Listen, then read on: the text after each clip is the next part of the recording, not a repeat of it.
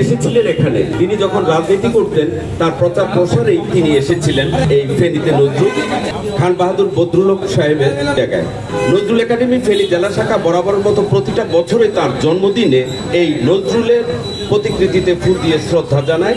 তার এই ধারাবাহিকতায় এবারও নজরুল একাডেমি ফেনী জেলা শাখার আয়োজনে এই বর্তমান গ্র্যান্ড হোপ টাওয়ারের চত্বরে নজরুলের প্রতিকৃতিতে ফুল দিয়ে আমরা শ্রদ্ধা জানিয়েছি, দোয়া মুনাজাত ও নজরুলের সৃষ্টিকর্ম নিয়ে সংক্ষিপ্ত বক্তব্য উপস্থাপন করেছি। আমাদের ফেনী শিল্প সাহিত্য ও সাংস্কৃতিক সংগঠনের সেই সব সাংস্কৃতিক সংগঠক ও সাহিত্য সংগঠক, কবি, সাহিত্যিক বৃন্দ। আপনারা দেখছেন ঐতিহ্য টেলিভিশন।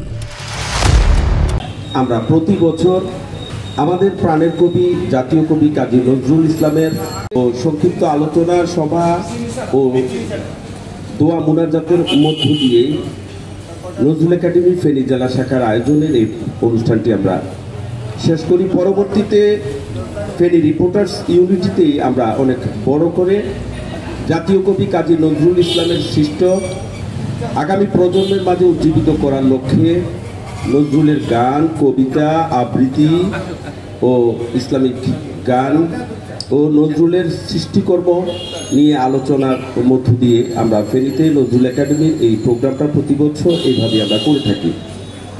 আজকের এই অনুষ্ঠানে আমরা ধন্য হয়েছি, অলঙ্কৃত হয়েছি।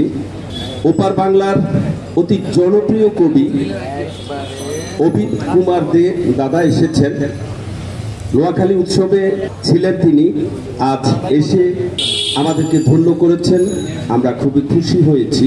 দাদাকে নজরুল একাডেমি ও মাহবুবুল হক পেয়ারা ফাউন্ডেশনের পক্ষ থেকে অভিনন্দন জানাই।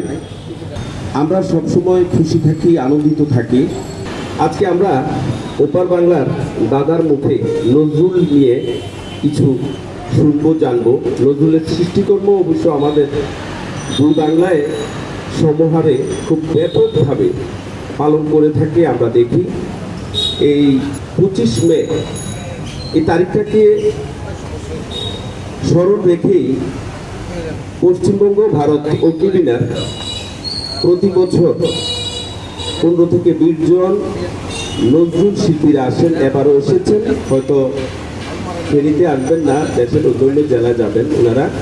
তারা নজরুলের সেই সৃষ্টিকর্ম প্রথম থেকেই বিভিন্ন মাধ্যমে আমাদেরকে জানান দেওয়ার লক্ষ্যে অলঙ্কৃত করার চেষ্টা করে থাকেন।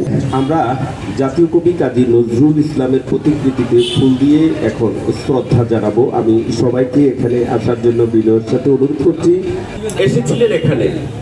তিনি যখন রাজনীতি করতেন তার প্রচার প্রসারেই তিনি এসেছিলেন এই ফেনীতে নজরুল খান বাহাদুর বদরুল সাহেবের এই জায়গায়। নজরুল একাডেমি ফেনী জেলা শাখা বরাবরের মতো প্রতিটা বছরে তার জন্মদিনে এই নজরুলের প্রতিকৃতিতে ফুল দিয়ে শ্রদ্ধা জানায়। তার এই ধারাবাহিকতায় এবারও নজরুল একাডেমি ফেনী জেলা শাখার আয়োজনে এই বর্তমান গ্র্যান্ড হোপ টাওয়ারের চত্বরে নজরুলের প্রতিকৃতিতে ফুল দিয়ে আমরা শ্রদ্ধা জানিয়েছি, দোয়া মুনাজাত ও নজরুলের সৃষ্টিকর্ম নিয়ে সংক্ষিপ্ত বক্তব্য উপস্থাপন করেছি। আমাদের ফেনী শিল্প সাহিত্য ও সাংস্কৃতিক সংগঠনের সেই সব সাংস্কৃতিক সংগঠক ও সাহিত্য সংগঠক, কবি, সাহিত্যিক বৃন্দ। আপনারা দেখছেন ঐতিহ্য টেলিভিশন।